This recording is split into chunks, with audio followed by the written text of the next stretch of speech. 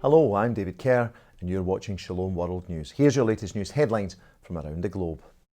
Systematic violence against Christians in Nigeria is now moving towards genocide. That's a stark warning of Bishop Matthew Hassan Kukah of Sokoto Diocese in the African nation's northwest. Bishop Kukah made his comments during an interview with the Pontifical Charity, Aid to the Church in Need. He referenced the recent murder of 5 aid workers by the Islamic State West African province. The Islamist group justified the killings as a warning to, quote, all those being used by infidels to convert Muslims to Christianity. Bishop Kukah blames the Nigerian government for being both indifferent and at times complicit in the anti-Christian violence, suggesting that the country's security agencies have been infiltrated by terrorist sympathisers. The Nigerian human rights organisation Intersociety estimate that since June 2015, up to 12,000 Christians have been killed in Nigeria, with 350 deaths in the first 2 months of 2020 alone. Meanwhile, in response to that rise in terrorist violence, the Catholic Bishops' Conference of Nigeria is inviting all the country's Catholics to take part in 40 days of prayer.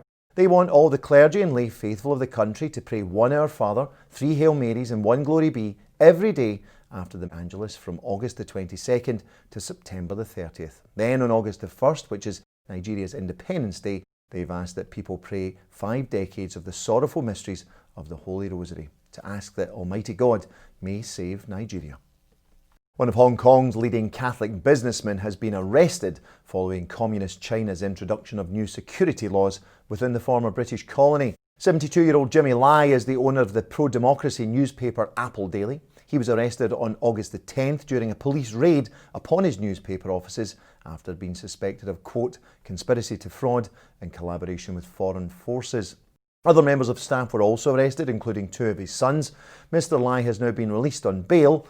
The raids and the arrests are being seen by many observers as proof that Hong Kong's new security laws, which were introduced in June, are being used to crack down upon critics of Communist China. Jimmy Lai is one of the largest financial donors to the Catholic Church in Hong Kong and is a close ally of the former Bishop of the territory, Cardinal Joseph Zen. To the United States now, where Archbishop Samuel Aquila of Denver in Colorado has declared a month-long Rosary Crusade for the needs of the Church and the world during what he describes as our current time of crisis.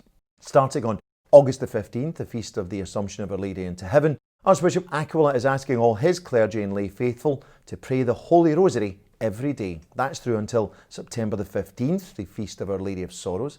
The Archbishop cites the coronavirus pandemic, civil unrest in the US, and the present challenges facing the Church as just 3 reasons why his diocese needs to, quote, ask Mary to urgently bring our needs to Jesus.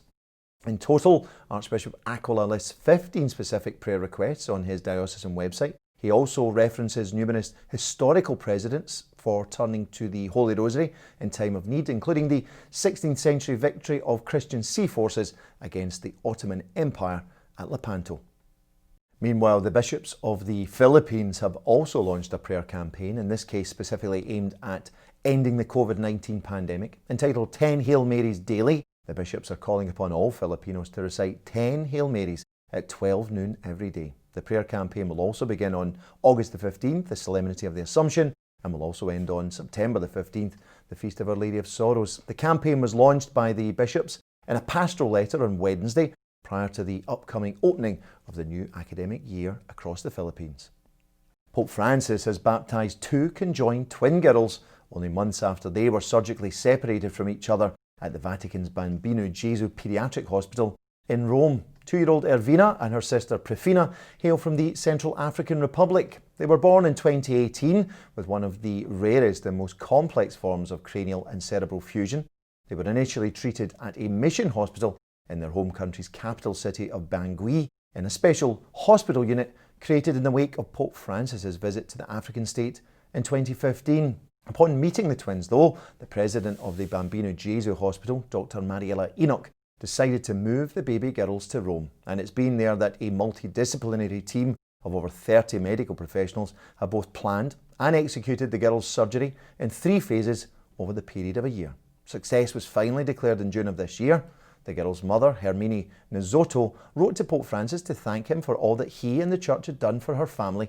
She also requested baptism for her daughters. Pope Francis was only too delighted to oblige, and thus he administered the sacrament at a private ceremony this week within the Casa Santa Marta residence. And the girls' baptismal names, Mary and Francis. And finally, the Pontifical Mission Society of Malawi have launched a 3-month period of prayerful preparation ahead of October's World Mission Sunday, with the aim of launching a new evangelisation of the Southeast African country. Pontifical Mission Societies are the Catholic Church's official support organisation for overseas missions.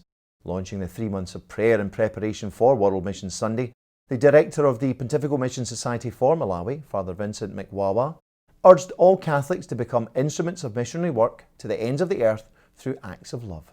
This should not be inhibited, he added, by the present COVID-19 pandemic.